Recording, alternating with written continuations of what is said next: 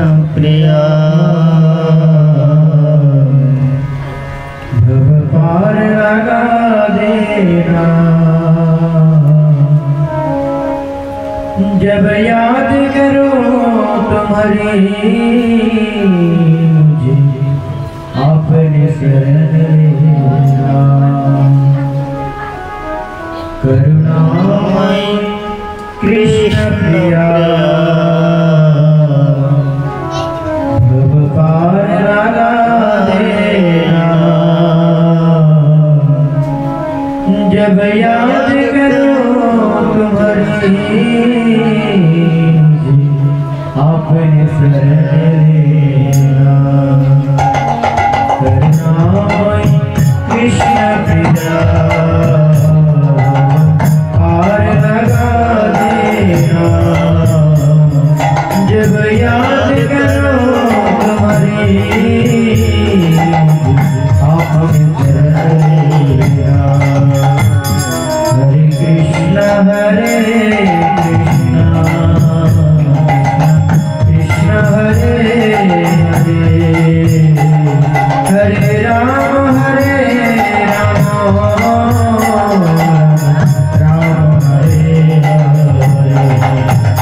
हरे कृष्ण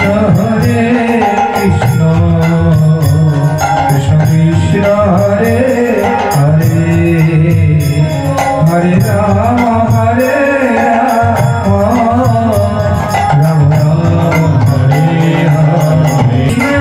हरे कृष्ण कृष्ण कृष्ण हरे हरे हरे राम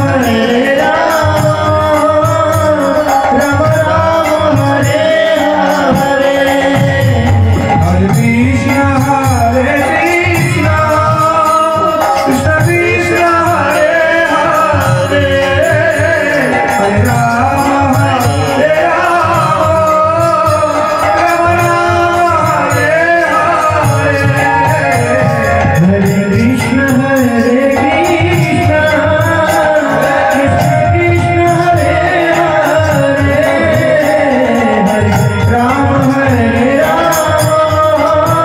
हरे राम राम राम हरे हरे। हरे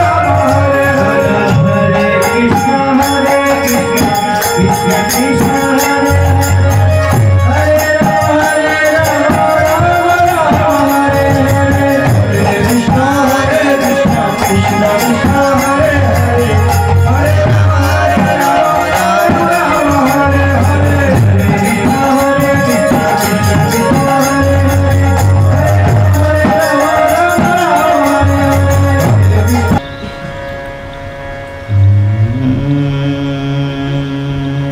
हरे हरे हरे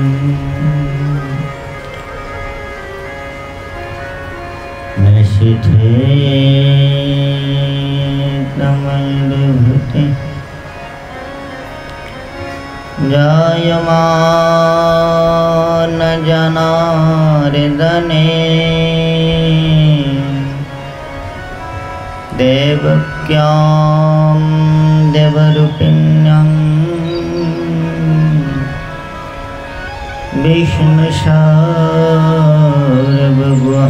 विष्णुसार्वगुहाशयः आविरासीत्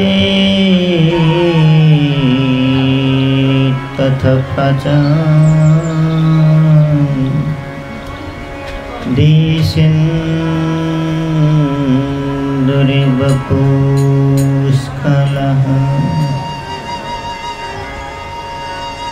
বিগত কলম রাস্বাদন করেছিলাম।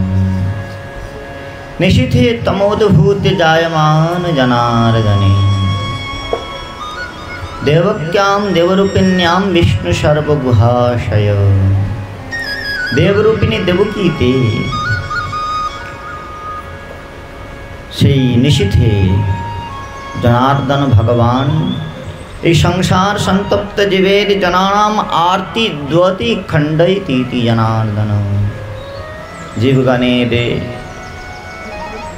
आरती विनाश करवार जन्ने संसार दुख विमोचन करवार जन्ने भगवान आविर्भूत हलेन देवरूपिणी देवकीते। कि प्रकार जन्म ग्रहण करलें तमद्भुतं बालकमम्बुजीक्षणं चतुर्भुजं शङ्खगदायुधायुधं श्रीवत्सलक्षं गलशोभिकौस्तभं पीताम्बरं चन्द्रपयोधशोभगम्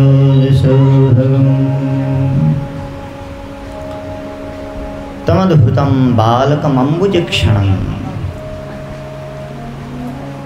जन्मग्रहण करेছে কে? শব্দ দিয়েছে বালক। কেন বালক শব্দের অর্থ হচ্ছে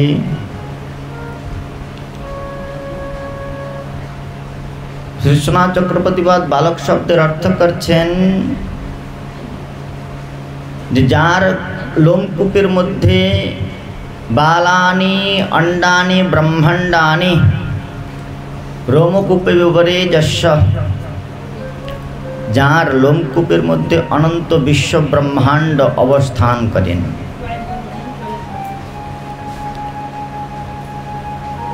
সেই বালক ভগবান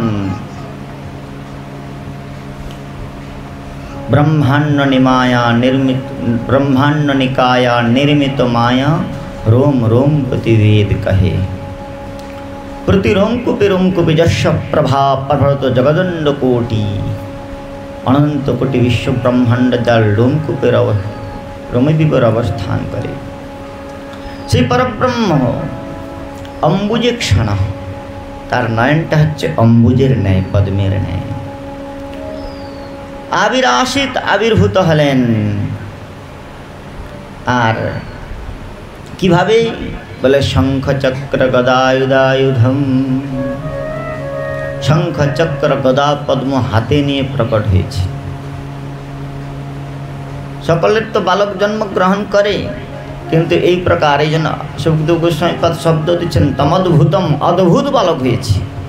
जन्म ग्रहण करेছে शंख चक्र गदा पद्म हाथे निये चतुर्भुज मूर्ति धारण करे चतुर्भुजं शंख गदायुधायुधम आयुध अस्त्र समूह निये शंख चक्र गदा पद्म हाथे निये श्रीवत्सलक्षं गलशोभि कौस्तभम आबार गलदेशे कौस्तभेर कौस्तभ मणिटाও রয়েছে। सब किछु निये माয়ের पेट থেকে বেরিয়েছে। अद्भुत बालक। पीताम्बरम सकलेर तो छेले जखन हय सुतिका गृहे न्याङ्ट हये जन्म ग्रहण करे भगवानेर प्रकार न्याङ्ट हये आननि। पीताम्बरम पीताम्बर धारण करे। तो এই प्रकार अद्भुत बालक जखन जन्म ग्रहण करलेन तखन वसुदेव महाराज तिनि भगवान बोले स्तुति करते शुरू करलेन। वसुदेव महाराज स्तुति करछेन विदितोऽसि भवान् साक्षात् पुरुषः प्रकृते परः केवलानुभवानन्दः বুদ্ধি পরীক্ষা। বিগত কাল আমরা বলেছিলাম দোহলি দীপক নেতে ভগবানের জন্মলীলা বর্ণন করা হয়েছে। ভগবান সবার আগে আমাদের জানতে হবে ভগবান এক, একমেব দ্বিতীয়ম। সেই পরম তত্ত্ব পরমেশ্বর ভগবান এক, কিন্তু এক হয়েও পরব্রহ্মের একটা স্বভাব। শ্রুতি তাকে অন্নম ব্রহ্মেতি বেজানাত, মনঃ ব্রহ্মেতি বেজানাত, প্রাণঃ ব্রহ্মেতি বেজানাত, বিজ্ঞানম ব্রহ্মেতি বেজানাত ইত্যাদি রূপে অন্ন মন প্রাণ বিজ্ঞান আনন্দম ব্রহ্মেতি বেজানাত। আনন্দকে ব্রহ্ম বলে জানবে। আনন্দ স্বরূপ কীর্তন করবার পরে শেষে বললেন রসো বৈসহ রসম হেলয়লবধানন্দির ভবতি। সেই পরব্রহ্ম হচ্ছেন রসস্বরূপ, আর রসস্বরূপ পরব্রহ্ম তিনি রসের দ্বারাই উপাসিত হন। কৃষ্ণ বৈ পরম দেবানাম ত্বম রসিত্বম যজিত রসো ভূত্বা রসম যজেত। রসের দ্বারাই তিনি উপাসিত হন। এক এক দেবতার উপাসনা করবার জন্য এক একটি প্রণালী রয়েছে। মহাদেবের উপাসনা করতে গেলে বিল্লপত্র আদির দ্বারা তাকে সমর্চনা করতে হবে। মনসা পূজা করতে গেলে শিল্লা পাতা দিতে হবে। আবার লক্ষ্মী দেবীর আরাধনা করতে গেলে ধান্য দুর্বা আদির দ্বারা আরাধনা করতে হবে। এক এক দেবতার উপাসনার এক একটি প্রণালী রয়েছে। কৃষ্ণকে উপাসনা করতে গেলে কৃষ্ণ বৈ পরম দেবানাম তম রসেত্বম যজেত রসো ভূত্বা রসম যজেত। কৃষ্ণকে উপাসনা করতে গেলে রস দ্বারা উপাসনা করতে হবে। তিন রসের উপাস্য তত্ত্ব, রসঘন বিগ্রহ। রসিক ভক্তগণ তাকে রস দিয়ে উপাসনা করে পরমানন্দের অনুভূতি লাভ করেন। আর তিনি কেবল রসের উপাস্য তত্ত্বই নয়, তিনি স্বয়ং রসের আস্বাদ্য তত্ত্ব হয়েও রসকে আস্বাদন করবার অভিলাষ পোষণ করেন। অনাদিকাল হইতে রসাস্বাদন তৃষ্ণা তার মধ্যে বিদ্যমান রয়েছে। আর এই রসাস্বাদন তৃষ্ণাই তাকে বহুত্বে পরিণত করেছে। সৃষ্টির প্রারম্ভে একাকী নৈব রমতে, তিনি যখন একা ছিলেন তখন তিনি কি করলেন? চিন্তা করলেন একহম বহুস্বাম প্রজায়তে, আমি বহু হব। আর বহু হয়ে তাঁরই স্বরূপ শক্তির বিলাস নিত্য সিদ্ধ পরিকর গণের সঙ্গে অনন্ত বৈকুণ্ঠের মধ্যে অনন্ত স্বরূপেতে তিনি রস আস্বাদন করতে শুরু করলেন। এই জড় জগতে অনন্ত জড় ব্রহ্মাণ্ড রয়েছে, এগুলো ভগবানের একপাদ বিভূতি। আর ভগবানের এই জড় ব্রহ্মাণ্ডের বিরজ অতিক্রম করে ভগবানের যে অনন্ত বৈকুণ্ঠ রয়েছে, সে অনন্ত বৈকুণ্ঠতে তিনি অনন্ত মূর্তিতে লীলা করছেন। অনন্ত মূর্তিতে লীলা করছেন, এক এক স্বরূপেতে এক এক রসের আস্বাদন করছেন। বুদ্ধ অবতারে বুদ্ধ মূর্তিতে শান্ত রসের আস্বাদন করছেন। রাম অবতারেতে করুণ রসের আস্বাদন করছেন। নৃসিংহ অবতারেতে বাৎসল্য রসের আস্বাদন করছেন। এই প্রকার এক এক স্বরূপেতে এক এক রসের আস্বাদন করছেন ভগবান। এই রসাস্বাদন তৃষ্ণা, যতই রসাস্বাদন করছে তার তৃষ্ণা ততই পরিবর্ধিত হচ্ছে। রসের স্বরূপ, প্রেমের স্বরূপ প্রতিক্ষণম পরিবর্ধমানম, প্রতিক্ষণে পরিবর্ধিত হয়। তাই বৈকুণ্ঠে নিত্য কালাদিকাল হইতে রস আস্বাদন করেও তার তৃপ্তি হয় নাই। বৈকুণ্ঠায়তে যেন রস একরূপতা প্রাপ্ত হয়েছে। সেই জন্য বৈকুণ্ঠ পরিত্যাগ করেও এই কুণ্ঠার জগতে ভগবান আসলেন রস আস্বাদন করবার জন্য। স্বয়ং ভগবান আসেন রস আস্বাদন করবার জন্য। শ্রুতি বলছেন নতস্য কার্যকরণঞ্চ বিদ্যতে, এই জগতে ভগবানের কোনো কার্য নাই, আর তার আবির্ভাবের কোনো কারণও নাই। যদা যদা হি ধর্মস্য গ্লানির্ভবতি ভারত অভ্যুত্থানমরধর্মস্য তদাত্মানম সৃজাম্যহম। এই যে সব কারণের কথা ভগবান বলেছেন, এগুলো সব বাহ্য কারণ। কেন কি ধর্ম সংস্থাপন, অসুর নিধন, তিনি যদি বৈকুণ্ঠে বসে সংকল্প করতেন সত্য সংকল্প ইত্যাদি গুণের দ্বারা এগুলো হয়ে যেত। যে ভগবান সংকল্প করবার সঙ্গে সঙ্গে বিশ্বের সৃষ্টি সংঘটিত হয়, যার ভ্রুকুটি হেলনে অনন্ত বিশ্ব ব্রহ্মাণ্ডের প্রলয় সংঘটিত হয়, অসুর নিধন করবার জন্যে তাকে এই ধরাতে আসতে হয় না। আর যদি অসুরদের অত্যাচারের থেকে মুক্ত করবার জন্য তাকে আসতে হয়, তাহলে অসুর ভগবানের থেকে বড় হয়ে যায়। কেন অসুর এমন উৎপাত করলো, ভগবান আসতে বাধ্য হলেন, তাহলে অসুর ভগবানের থেকে বড় হয়ে যায়। সেই জন্য অসুর নিধন, ধর্মের সংস্থাপন, এগুলোর জন্য তিনি আসেন না, এগুলো সব বাহ্য কারণ। যদা যদা হি ধর্মস্য গ্লানির্ভবতি ভারত অভ্যুত্থানমধর্মস্য তদাত্মাनं সৃজাম্যহम् परित्राणाय साधूनां विनाशाय च दुष्कृतां धर्मसंस्थापनार्थाय सम्भवामि युगे युगे। তাহলে ধর্ম সংস্থাপন, অসুর নিধনের জন্য তাকে আসতে হয় না। তিনি আসেন কিসের জন্যে? আসেন কেবল পরিত্রাণায় সাধুনাম, সাধুগণকে পরিত্রাণ করবার জন্যে। বলে সাধুদের পরিত্রাণটা কেন? দেখুন, ত্রাণ, ত্রিতরণ প্রবণয় ধাতু থেকে ত্রাণ শব্দ হয়। বলে ত্রাণ করবার জন্য নয়, পরিত্রাণ করবার জন্যে। ভালো করে বুঝুন শব্দটা। পরিত্রাণ মানে কি? বলে ত্রাণ মানে কোথাও বন্যা হয়েছে, তো মুখ্যমন্ত্রী তহবিল থেকে ত্রিপল পাঠিয়ে দেওয়া হয়েছে, শুকনা চিড়া বিতরণ করা হচ্ছে, গুড় দেওয়া হচ্ছে, এগুলো হচ্ছে ত্রাণ। এই জন্যকে বলা হয় ত্রাণ সামগ্রী। কিন্তু পরিত্রাণ কাকে বলা হয়? যখন মুখ্যমন্ত্রী স্বয়ং এসে লোকেদের উদ্ধার করে একটা বিশিষ্ট স্থানেতে তাদেরকে সংস্থান দান করছেন, তাকে বলা হয় পরিত্রাণ। তো ভগবান ভক্তকে পরিত্রাণ দান করবার জন্য আসেন। এই জগতে ধর্ম সংস্থাপন, অসুর নিধন তিনি সংকল্প করলে বৈকুণ্ঠ থেকে হওয়া সম্ভব, কিন্তু ভক্তকে পরিত্রাণ দান করা বৈকুণ্ঠ থেকে সম্ভব নয়। কীরকম? বলে ভক্ত তো এই জগতের দুঃখ থেকে মুক্তি চান না। ভক্ত কুন্তিদেবী প্রার্থনা করে বলেছিলেন, বিপদসন্তু নশস্য তত্র তত্র জগৎগুরু ভবতু দর্শনম যৎসাৎ অপুনর ভব দর্শনম।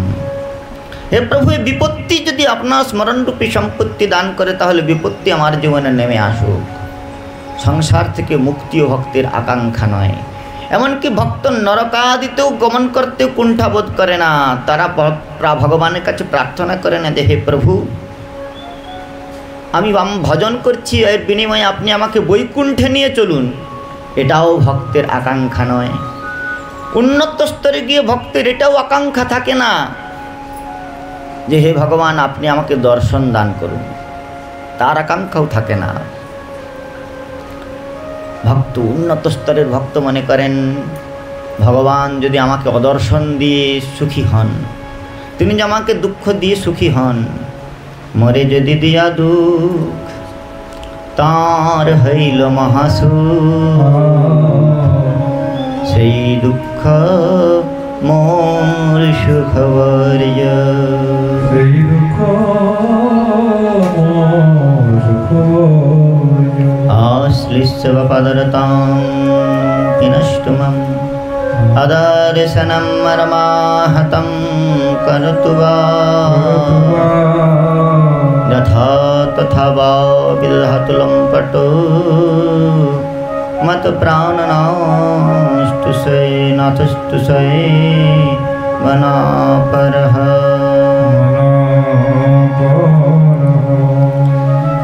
তিনি যেমনই হোক না কেন, তিনি আমার প্রাণনিধি। রাধারানী বলছেন ভবতু সুগুণহীন सद्गुण शेखर वा यदि मयि कृपबुद्धि निष्कृप निष्ठुर वा তিনি যদি অত্যন্ত গুণবান হন অথবা গুণহীন হন, যদি মহেশ্বর প্রবৃদ্ধি সেই কৃষ্ণ যদি আমার প্রতি কৃপাময় হন, তিনি অত্যন্ত ভুবন মদন রূপ বাপি সৌন্দর্যহীন, তিনি অত্যন্ত ভুবন মোহন রূপ বিশিষ্ট হন অথবা রূপহীন হন, তিনি আমার প্রতি কৃপা বিশিষ্ট হন অথবা আমাকে উপেক্ষা করুন, তদপি হৃদয়নাথ পীতবাসমুকুন্দ,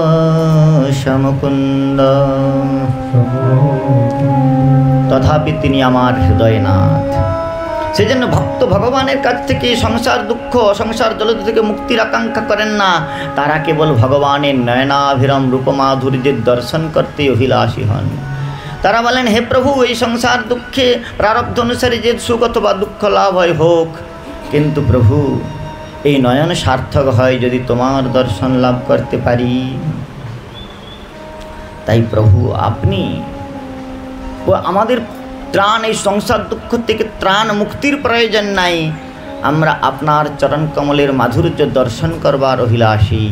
তাই ভক্তের ইন্দ্রিয়গণকে পরিত্রাণ, ভক্তির যে তৃষিত হইয়া ভক্তির কর্ণ ভগবানের মৃতক সঞ্জীবনী বাণীধারা শ্রবণ করবার জন্য অনাদিকাল থেকে তৃষিত থাকে, ভক্তের নয়ন ভগবানের সেই নয়নাভিরাম রূপ মাধুর্য দর্শন করবার জন্যে অনাদিকাল হইতে তৃষ্ণার্ত।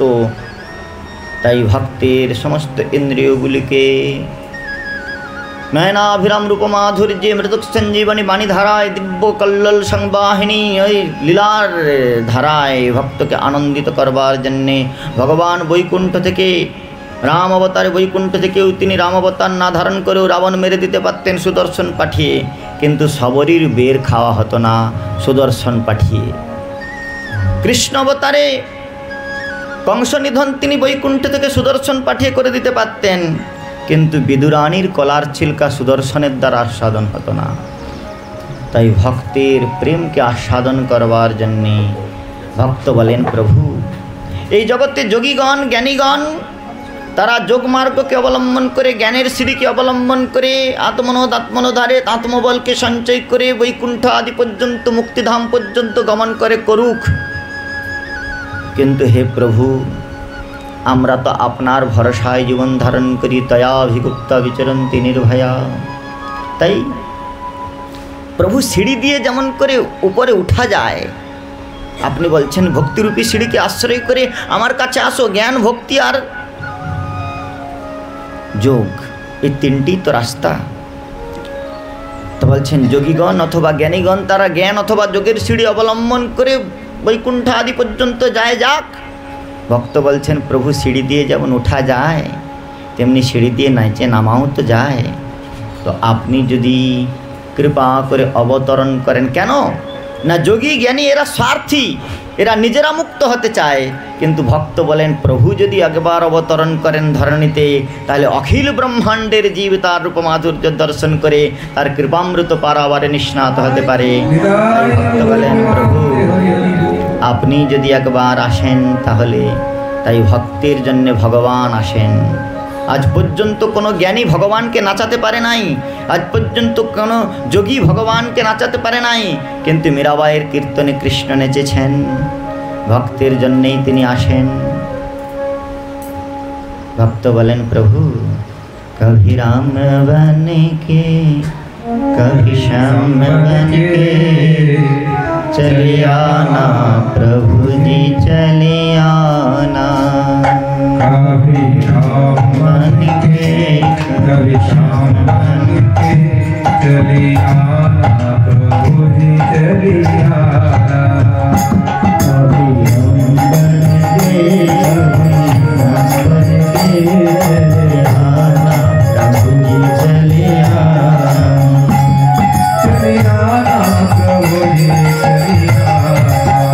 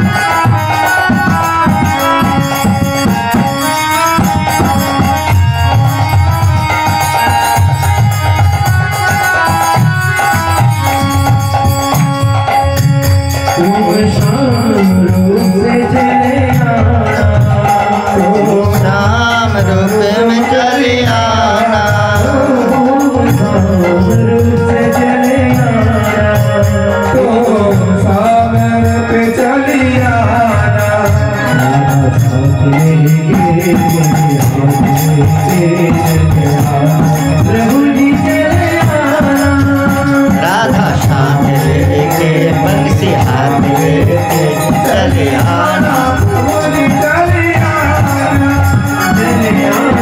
प्रभु जी चले आना प्रभु जी चले आना प्रभु जी चले आना प्रभु जी चले आना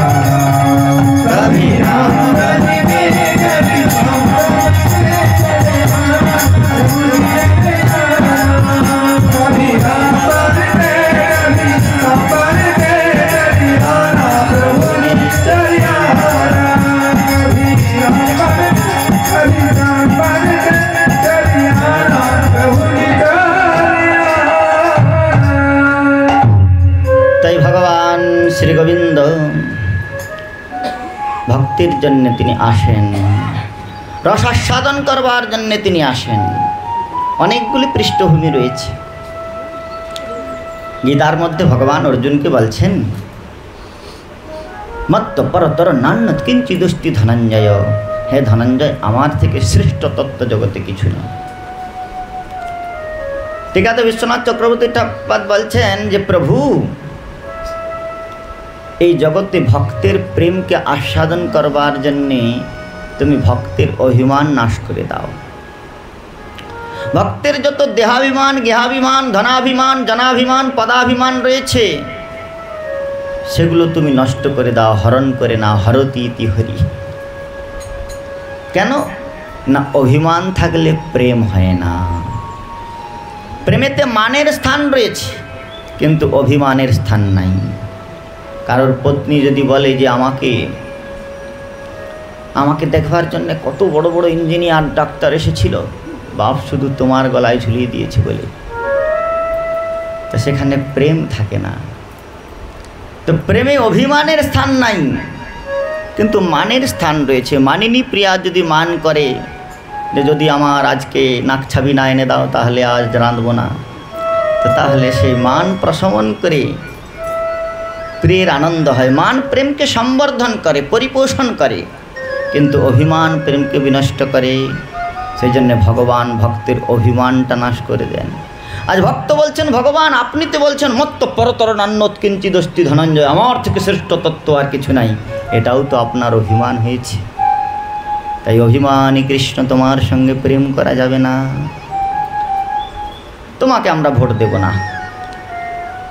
বলে কৃষ্ণ বললেন আমাকে ভজন করবে না, তাহলে কাকে ভজন করবে? আমি তো পরম তত্ত্ব। বলে তোমাদের থেকেও আমাদের আরও একটা পরম তত্ত্ব, আরও শ্রেষ্ঠ তত্ত্ব রয়েছে আমার থেকেও। বলে হ্যাঁ, আমাদের এরকম নেতার প্রয়োজন নাই যে কেবল পকেট ভরে। আমাদের সেরকম নেতা প্রয়োজন যে পকেটেও ভরবে অথচ রাস্তাও বানাবে। তো তাহলে তোমাদের সেরকম ভগবান কোথায় আছে? বলে হ্যাঁ, আমাদের এক ঠাকুর আছে যে প্রেমের আস্বাদনও করে আর বিতরণ করে। সে কে? বলেন আমাদের গৌর সুন্দর। তিনি প্রেমের আস্বাদনও করছেন আবার প্রেম বিতরণও করছেন। পাত্র অপাত্র বিচারণম ন কুরুতে ন সম্পরম বিক্ষতে দয়া দেয় বিমর্শহীন কালো প্রতীক্ষ প্রভু সদ্দো শ্রবণীক্ষণ প্রণমন ধ্যানাদিনা দুর্লভম দত্তে ভক্তিরসম সেব ভগবান গৌর পরম মে গতি। ভগবান চৈতন্য মহাপ্রভু এই জন্যে চৈতন্য চরিতামৃত কবিরাজ গোস্বামী পদ বলেন আমাদের ঠাকুরকে ন চৈতন্য কৃষ্ণ জগতি পরতত্ত্বম পরমিহ। শ্রীকৃষ্ণ চৈতন্য অপেক্ষায় আর পরতত্ত্ব নাই। বলে কৃষ্ণ তোমার ভজন আমরা করব না, এমনিতে তুমি টেড়া ঠাকুর। আমাদের সরল সিধা গৌরাঙ্গ, যাকে দর্শন করলেই প্রেম হয়। কৃষ্ণ বলল তাহলে তো আমি ভোটে জিততে পারবো না। এখন অহংকারে মত্ত হয়ে নেতা যদি অভিমানের মঞ্চ থেকে কিছু বলে দেয়, তারপরে ভোট আসলে সে ঠিক দ্বার দেশে এসে বলবে এইবার যা বলেছিলাম ভুল হয়ে গেছে, এইবার আমাকে জিতিয়ে দাও। এখন ঠাকুর অভিমানের মঞ্চ বৈকুণ্ঠের 7 মঞ্জিলের উপরে বসে রয়েছে, ব্রহ্মলোকের উপরে চিন্তা করছে। ব্রহ্মলোকের উপরে বসে তো অহংকারে বলে দিয়েছি মত্ত পরতর নান্যৎ কিঞ্চিদস্তি ধনঞ্জয়, কিন্তু আমার কেউ যদি ভজন না করে, তাহলে ঠাকুর যদি রাজার যদি কেউ প্রজা না থাকে তাহলে রাজা কিসের? তা সেই জন্য চিন্তা করলেন আমাকে কি করতে হবে? অভিমানটাকে অপনোদন করতে হবে। অভিমান অপনোদন করতে গেলে কি করতে হবে? বলে ধুলার ধরণীতে আগমন করতে হবে। আরে যত ভালো নেতা হোক না কেন, যদি কলকাতায় বসে থাকে ও দিল্লিতে বসে থাকে, তাহলে তাকে কেউ ভোট দেবে? তো তাহলে কি করতে হবে? বলছে ভগবান মনে মনে চিন্তা করলেন, আমাকে এই ধুলার ধরণীতে আগমন করতে হবে, অভিমানের অপনোদন করতে হবে। অভিমান অপনোদন করবেন কি করে? বলে অভিমান অপনোদন করতে গেলে বৈকুণ্ঠে, সেখানে ধুলা মাখা যাবে না। সেই জন্য ব্রজে আসলেন, বৃন্দাবনে এসে ধুলিকণা মাখলেন, মৃতভক্ষণ লীলার দ্বারা ধুলিকণাকে ধুলা খেলেন। আবার গাভীগণের পিছনে পিছনে তিনি গোবৎস চারণ করে গরু চড়ালেন। আর গরু চড়ালেন কেন, তার কারণ আমরা গোপীগীতের মধ্যে আরও বিশেষ করে বলবো। তো গোবৎসগণকে চারণ করছেন, গরু চড়ালেন ভগবান বৃন্দাবনে এসে। তাহলে বৈকুণ্ঠা দিতে নাই যে লীলার প্রচার। বৈকুণ্ঠে কোন কোন লীলা নাই? এক হচ্ছে বৈকুণ্ঠে ঠাকুর চাইলেও গরু চড়াতে পারে না, গরু নাই সেখানে। এই জন্য গরু চড়ানোর জন্য ধরণীতে আসেন। এখন এসে ভগবান এখন আসেন না কেন? বলে এখন কোনো গরু নাই, সব যাচ্ছি। তো এখন গোচারণ করেন না। বৈকুণ্ঠাদিতে জন্মাদি লীলা নাই। নন্দ যশোদার নিত্য পিতামাতা অভিমান রয়েছে, জন্মাদি লীলা সেখানে নাই। তাই জন্মাদি লীলা প্রকট করে নিত্যসিদ্ধ পরিকরগণকে পিতামাতা রূপে এখানে প্রকট করে জন্মাদি লীলার সুখটা। বৈকুণ্ঠে নিত্যতত্ত্ব ভগবানের সন্ধিনী শক্তি থেকে তার পিতামাতা তৈরি হয়েছে, সেই জন্যে সেখানে জন্মাদি লীলা নাই।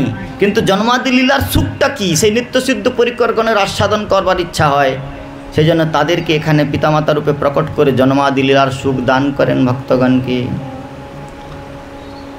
গতদিন আমরা বলেছিলাম নৃসিংহ অবতারেতে ভগবান প্রহ্লাদকে ক্রোড়ে নিলেন। নৃসিংহদেব প্রহ্লাদকে ক্রোড়ে নিয়ে জিহাদে লেহন করছেন, ভক্ত বাৎসল্য আস্বাদন করছেন ভগবান ক্রোড়ে নিয়ে। আহা হা, মাতা যেমন করে সন্তানকে ক্রোড়ে নিয়ে আস্বাদন করেন বাৎসল্য।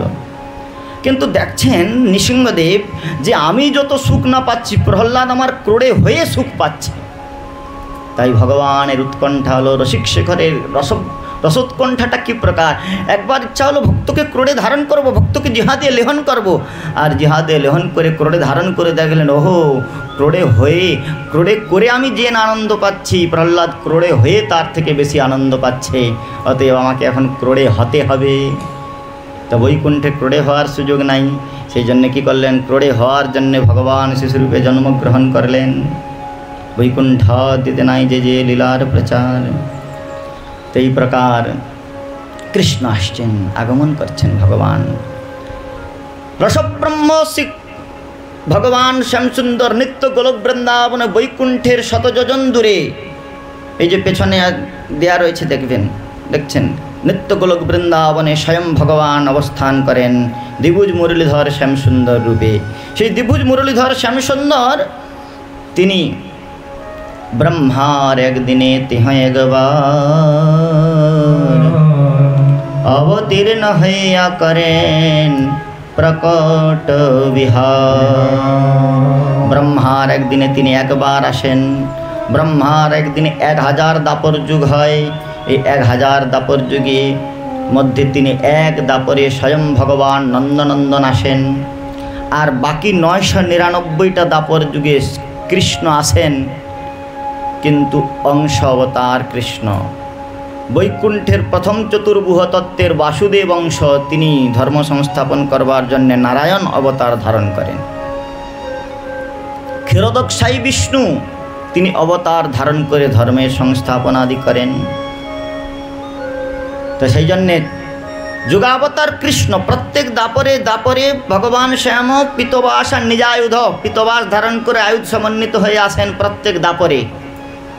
আর এক দাপরে ব্রহ্মার একদিনে স্বয়ং ভগবান নন্দনন্দন আসেন। তাহলে অংশ আর অংশীতে কোনো ভেদ নাই। কিন্তু ওই যে বললাম, রস আস্বাদন করবার জন্যে বহুভাবে, রস আস্বাদন করবার জন্যে এক হয়েও তিনি নিজেকে বহুভাবে বিস্তার করলেন। এতে চাংশ কলাপংশ কৃষ্ণস্তু ভগবান স্বয়ং ইন্দ্রারি ব্যাকুলম লোকে মৃডয়ন্তী যুগে যুগে।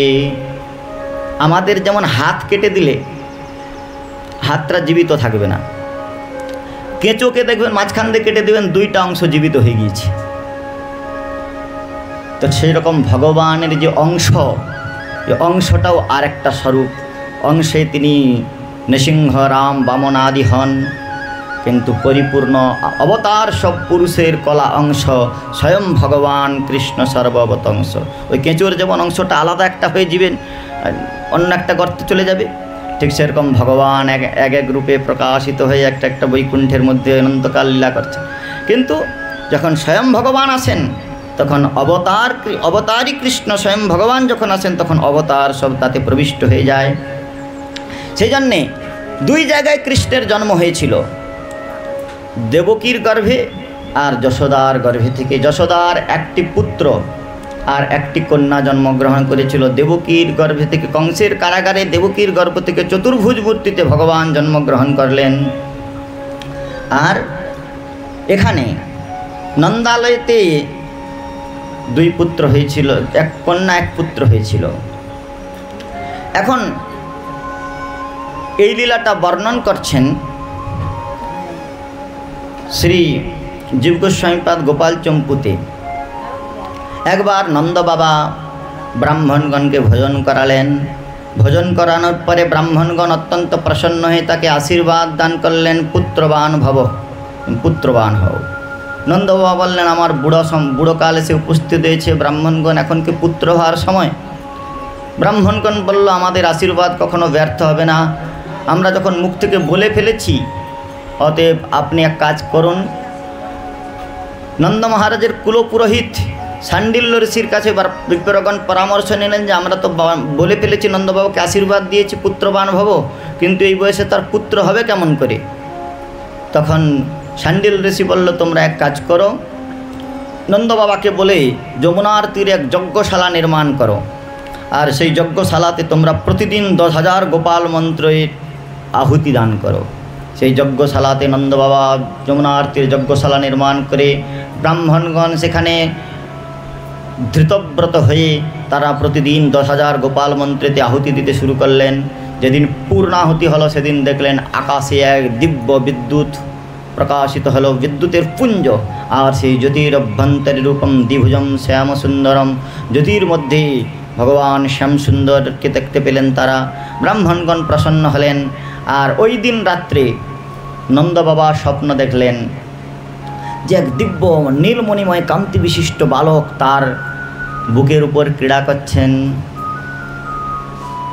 যশোমতী সেই দিন সকালে প্রাতঃকালে নন্দ বাবা যখন শালগ্রাম শিলার অর্চন করতে গেলেন, গৃহে দেবতা নারায়ণের উপাসনা করতে গেলেন, বারবার চিত্ত তার বর্বশ আকৃষ্ট হয়ে সেই নীলবর্ণ কান্তিময় বালকের প্রতি তার মোহ উৎপন্ন হচ্ছে।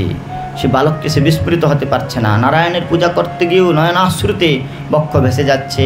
যশোমতী মাতা জিজ্ঞাসা করলেন, হে আর্যশ্রেষ্ঠ, আপনি আজ এই প্রকার বিবশ হয়েছেন কেন? নন্দ বাবা বললেন, হে যশোদে, আমি আজ এক অদ্ভুত স্বপ্ন দর্শন করলাম। বলে কি? বলল যে এক নীলমণিময় কান্তি বিশিষ্ট বালক আমার বুকের উপর ক্রীড়া করছে। যশোমতী মাতা বলল, আমিও অনুরূপ স্বপ্ন দেখেছি, আমিও স্বপ্ন দেখেছি এক নীলমণিময় কান্তি বিশিষ্ট বালক আমার ক্রোড়ে হয়ে আমার স্তনধারায় পোষিত হচ্ছে। নন্দ বাবা যশোমতী মাতা দুজনকে আবেগ বিহ্বল হয়ে জড়িয়ে ধরে কাঁদতে শুরু করলেন। আর তারপরে তারা কুলপুরোহিত শাণ্ডিল ঋষির কাছে স্বপ্ন বৃত্তান্ত জিজ্ঞাসা করতে গেলেন। শাণ্ডিল ঋষি বললেন, অনতি বিলম্বে তোমাদের গৃহে এই নীলমণিময় কান্তি বিশিষ্ট বালকের জন্ম হবে। যশোমতী মায়ের গর্ভসঞ্চার হলো। আর হরিবংশ পুরাণে বর্ণন করা হয়েছে, গর্ভকালে তো সম্পন্নে অষ্টমে মাসিতে স্ত্রিয়ৌ দেবকী চ যশোদা চ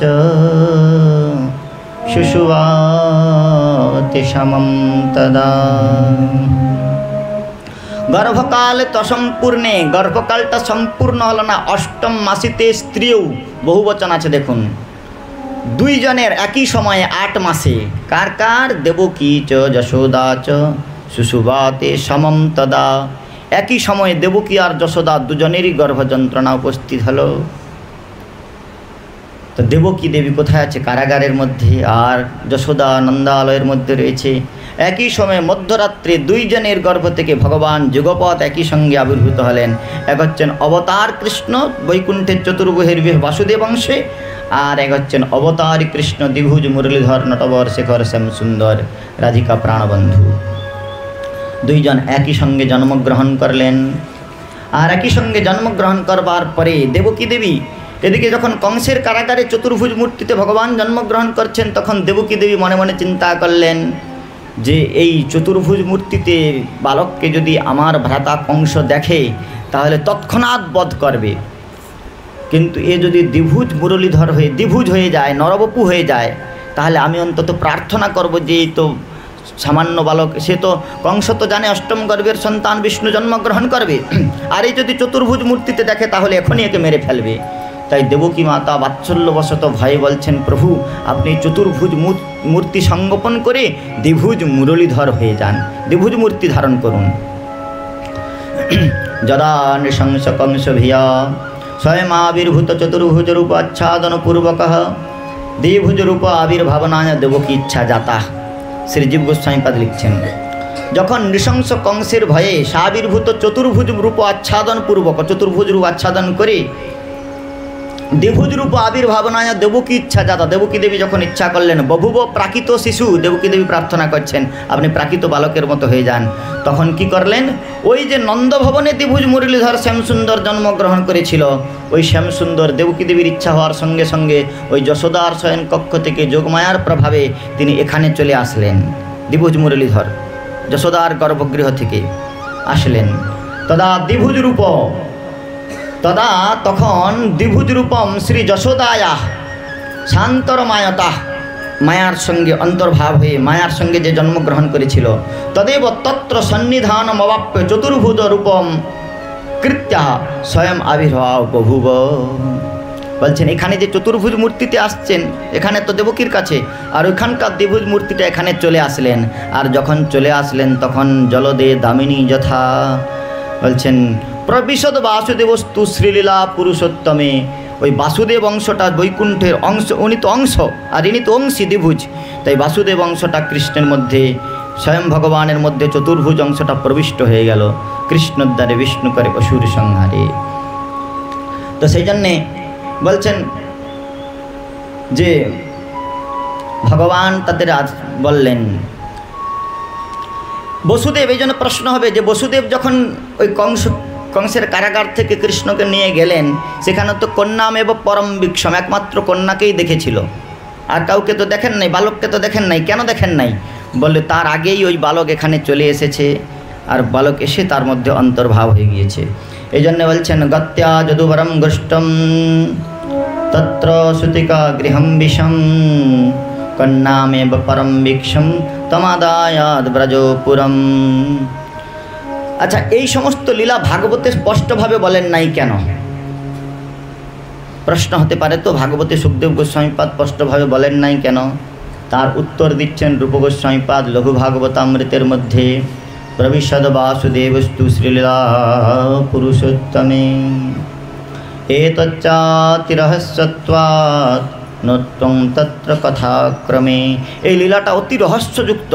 আর সেই নন্দনন্দন ভগবান শ্যামসুন্দর জন্মগ্রহণ করেছেন, রাধিকা প্রাণবন্ধু শ্যামসুন্দর, শ্রী সুখদেব ছিলেন রাধারানীর পোষা সারিকা। সুখদেব গোস্বামীপাদ বিষ্ণু জামল পুরাণে পরিবর্ণন করা হয়েছে যে শ্রী সুখদেব রাধারানীর প্রিয় সারিকা ছিলেন, পোষা সারিকা। তিনি প্রতিদিন লীলাশুক শ্রী বিশ্বভানুজায়া পবিত্র চঞ্চু প্রিয় চুম্বনেন একান্তনন্ন রহস্য পাঠে নিকুঞ্জ প্রসাদাৎ সদা নিবাসী। তাই সুখদেব ছিলেন রাধারানীর প্রিয় সারিকা। রাধারানীর করপল্লবের দ্বারা তিনি প্রতিদিন সংমার্জিত হতেন। আর শ্রী রাধার করপল্লবেতে তিনি শ্রী শ্যামসুন্দরের, যখন শ্যামসুন্দর নিত্য গোলক বৃন্দাবনেতে যখন শ্যামসুন্দর নিত্য নিকুঞ্জের মধ্যে নিত্য গোচারণ করতে গমন করতেন, তখন শ্যামসুন্দরের সে নয়নাভিরাম রূপ সুখদেব সুখপক্ষী রূপে দর্শন করে শ্যামসুন্দর কোন কুঞ্জে কোথায় প্রতীক্ষা করছেন তার সন্ধান নিয়ে এসে বৃষভানুনন্দিনী শ্রীমতী রাধারানীকে দিতেন। আর রাধারানী সেই নয়নাশ্রুতে ভাসতে ভাসতে দাড়িম্ব ফলের দানা তাকে পান করাতেন, আর সুখদেব সেই দাড়িম্ব ফলের দানা পান করতেন আর কৃষ্ণের রূপমাধুর্য বর্ণন করতেন। নিকুঞ্জ প্রসাদ সদা নিবাসী। তাই সেই সুখদেব সুখপক্ষী আর সুখদেব হয়েছে। তাই স্বামিনীর প্রিয়তম শ্যামসুন্দর জন্মগ্রহণ করেছেন, এটা এই ভাবনাটা তার হৃদয়ে জাগ্রত হওয়ার সঙ্গে সঙ্গে তিনি ভাবের তরঙ্গে এই প্রকার প্রবাহিত হয়ে গিয়েছেন যে এগুলো খুলে বলবার অবকাশ হয় নাই। তো এদিকে নন্দ বাবা, নন্দ মহারাজ আর বসুদেবেরা পরস্পর দুই ভাই ছিলেন। দেবমীড় নামে একজন, দেবমীড় এদের দাদুর নাম ছিল। দেবমীড় তার দুই বিবাহ ছিল। এক ক্ষত্রিয় কন্যাকে বিবাহ করেছিলেন, তার পুত্র হচ্ছে সুর, আর এই সুরের পুত্র হচ্ছে বসুদেবাদি। আর তিনি বৈশ্যকন্যাকে বিবাহ করেছিলেন, তার পুত্র হচ্ছে পর্জন্য। এই পর্জন্যের থেকে জন্ম হয়েছে নন্দ, উপনন্দ, সুনন্দা আদি। এই জন্য এরা পরস্পর জ্ঞাতি ভ্রাতা, এদের দাদু এক। তো এইভাবে গোকুলের মধ্যে কৃষ্ণ জন্মগ্রহণ করছেন আর এদিকেও জন্মগ্রহণ করছেন। ভগবান যখন এখানে চতুর্ভুজ মূর্তিতে আবির্ভূত হয়ে দ্বিভুজ মূর্তি ধারণ করলেন, দ্বিভুজ মূর্তি ধারণ করবার পরে ভগবান নির্দেশ করলেন যে যদি কংস ভিয়া বিভেমিতম তর্হি মাম গোকুলম নয়, যদি তোমরা কংসের কাছে কংসের দ্বারা অত্যন্ত ভীত হও তাহলে আমাকে গোকুলে রেখে এসো। আর বসুদেব মহারাজ ভগবানের নির্দেশ প্রাপ্ত হয়ে শ্রীকৃষ্ণকে বক্ষস্থলে ধারণ করলেন। বক্ষে ধারণ করে সেই নিজেদের শিশুকে রক্ষা তো করতে হবে, তাই চিন্তা করলেন আমার ভ্রাতা তো নন্দ গোকুলে রয়েছে, সেখানে আমার পুত্রকে রেখে আসি। ভগবান নির্দেশ করলেন আর কৃষ্ণকে বক্ষস্থলে ধারণ করে নন্দ বাবা যখন মধ্যরাত্রে বেরিয়ে যাচ্ছেন, কারাগার খুলে গেল। এর দ্বারা সংকেত করলেন যে এই জগতের বদ্ধ জীব মায়াকে আলিঙ্গন করছে, কিন্তু যদি কৃষ্ণকে হৃদয়ে ধারণ করে তাহলে সংসার শৃঙ্খল উন্মোচিত হয়ে যাবে, কারাগার খুলে যাবে। কারাগার খুলে গেল। বসুদেব মহারাজ শ্রীকৃষ্ণকে নন্দভবনে রেখে আসলেন আর কন্যাকে নিয়ে আসলেন। কন্যাটিকে নিয়ে আসলেন, যখন কন্যাটি এসে ক্রন্দন করতে শুরু করলো, মায়াকে যখন হৃদয়ে ধারণ করলো তখন কারাগার রুদ্ধ হয়ে গেল। কারাগারের মধ্যে কন্যাটি আসবার সঙ্গে সঙ্গে রোদন করে উঠলেন। কংস দূতগণ সঙ্গে সঙ্গে গিয়ে কংসকে খবর দিল, আর একেবারে ক্রোধে অভিমানে আর প্রতিহিংসার আগুনে প্রজ্বলিত হতে হতে কিংকর্তব্যবিমূঢ় হয়ে কংস আসলেন। এসে কারোর নিবারণ না শুনেই অষ্টভুজারূপী সেই কন্যাকে শিলার উপর নিপাতিত করলেন। সঙ্গে সঙ্গে কন্যা অষ্টভুজা মূর্তি ধারণ করে বললেন, হে মূঢ় তুমি হন্তাজাম বহসে বুধম, তোমাকে হে অবুধ, তোমাকে যে হত্যা করবে সে অন্যত্র জন্মগ্রহণ করে গিয়েছে। কন্যা অষ্টভুজা মূর্তি ধারণ করে চলে গেলেন।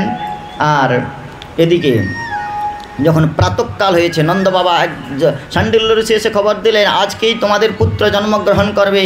তাই মধ্যরাত্রে নন্দ বাবা আর বিশ্রাম করলেন না, ভোরবেলা গোকুলে গিয়ে গোষ্ঠীর মধ্যে গিয়ে ভজন করতে শুরু করলেন। প্রভাবে সুতিকা গৃহে সকলে নিদ্রিত হয়ে গেলেন। সেই জন্য বসুদেব কখন প্রবেশ করেছেন গোষ্ঠী, আর কখন যে কৃষ্ণকে নিয়ে এসেছেন, কখন যে মায়ারূপীকে নিয়ে এসেছেন, কৃষ্ণকে ওখানে শুয়ে দিয়ে এসেছেন, সেটা তারা কেউ বুঝতে পারল না। ভোর হতেই সকলের নিদ্রাভঙ্গ হলো। নন্দ বাবার ভগিনী সুনন্দা প্রথমে গিয়ে দেখলেন যে এক সুন্দর সুঠাম বালক জন্মগ্রহণ করেছে। তাই তারা নীলবর্ণের কান্তি বিশিষ্ট বালককে দর্শন করলেন। আর নন্দ বাবাকে গিয়ে খবর দিলেন, হে বাবা, দাদাকে গিয়ে বলছেন, দাদা তোমার পুত্র হয়েছে। নন্দ বাবা অত্যন্ত আহ্লাদিত হলেন। আহ্লাদিত হয়ে সঙ্গে সঙ্গে তিনি দৌড়ে গেলেন যমুনাতে স্নান করতে। আর যমুনাতে স্নান করে তিনি পুত্রের মুখ দর্শন করবার জন্য আসলেন। আর এদিকে সমস্ত গোপীগণ গোয়ালাগণ সকলেই জানতে পারলেন যে নন্দ বাবা মহারাজের আমাদের প্রাণধন নন্দরাজ কুমার জন্মগ্রহণ করেছেন। নন্দ বাবার পুত্র সমস্ত গোপীগণ তারা আসছিলেন একে একে করে। সমস্ত গোপীগণ নন্দস্ত্বাত্মজোৎপন্নে জাত হ্লাদ মহামনা, নন্দ বাবা মহামনা হয়ে অত্যন্ত আহ্লাদিত হয়ে সমস্ত কিছু দান করছেন। গোপ্য সুমিষ্ট মণিকুণ্ডল নিষ্কণ্ঠ চিত্রাম্বরাপতি पथिशिखाच्युतमाल्यवर्ज नंदालयम सबलया ब्रजतुर्बिरेजु बैलोकुंडलपयो धरहार शोभा समस्त गोपीगण तारा सुंदर सुसज्जित बक्षस्थलेर ऊपर नवीन हान आदि आभूषण धारण करे तादेर समस्त बेनीगुलिके तारा सुंदर पुष्पेर द्वारा ग्रंथन करी और नवीन विचित्र वर्णेर शाटिका परिधान करे तैल हरिद्रा आदि निये समस्त बालकेर काछे कृष्ण के आशीर्वाद करते आसছেন। देखुन तार बालक जन्मग्रहण करेছে ता गोपुरी ब्रजवासीদের तो अत्यंत प्रेम तारा कृष्ण के आशीर्वाद करते आसছেন। ताशिष प्रजुञ्जानम चिरम पाहिति बालके यशोदा तुम्हार पुत्र जुग जुग जीवेरी यशोदा मैया तेरो ललना तुम्हार पुत्र चिरदिन जन्मग्रहण जययुक्त होक এই प्रकार आशीर्वाद करছেন। नंदगोपगण तारा नंद बाबा की करलें ब्राह्मणगण के तिनी त्रिरात्रिन सप्तरत्नौघ सात काना एकेबारे पर्वत प्रमाण तिल दान करছেন কেননা पितृपुरुषगण तृप्त हबेन সেই জন্যে তিল দান করলেন। বাচৈত সস্তনম জাতকর্মমজস্রবৈ করয়াবাস বিধিবৎ পিতৃদেবার্চনম তথা পিতৃপুরুষগণের উদ্দেশ্যে তর্পণ করলেন আর ব্রাহ্মণগণ সকলে সে বিধিবৎ স্বস্তি বাচন করতে শুরু করলেন। বালাগণ একে একে দধিভাণ্ড নিয়ে সব নন্দভবনের আঙিনায় আসতে শুরু করলেন আর সকলে দধিভাণ্ড অত্যন্ত আহ্লাদিত হয়ে নন্দভবনে এসে সব দধিভাণ্ড ঢেলে দিচ্ছে আর যেন নন্দভবন আজ ক্ষীর সমুদ্র হয়ে গিয়েছে। ক্ষীর সমুদ্রে যেন ক্ষীরোদকশায়ী বিষ্ণু বিহার করছেন। নন্দস্ত্বাত্মজ उत्पन्ने आज नंदात्मज भगवान जन्मग्रहण करेছেন।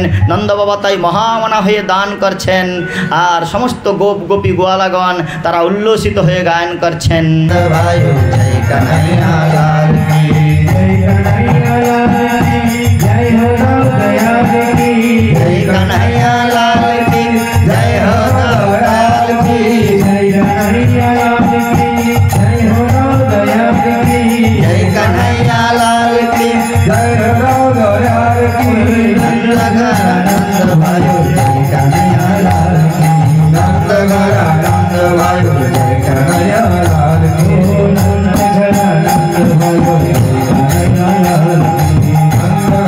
नंद भाई जय कन्हैया लाल की।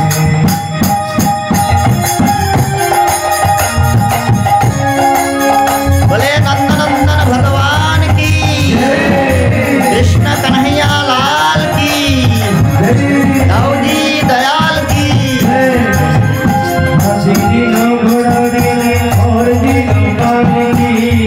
देना घड़ा देना ढार देना पाल की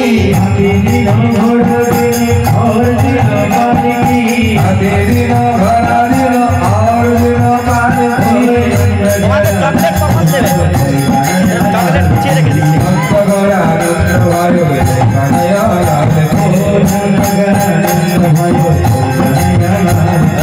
नंद घरा नंद भाई जय कन्हैया लाल की।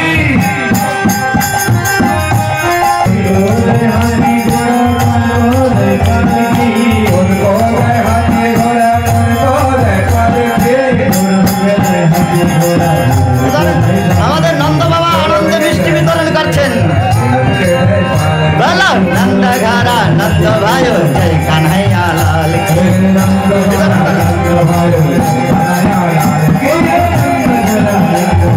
जय कन्हैया लाल की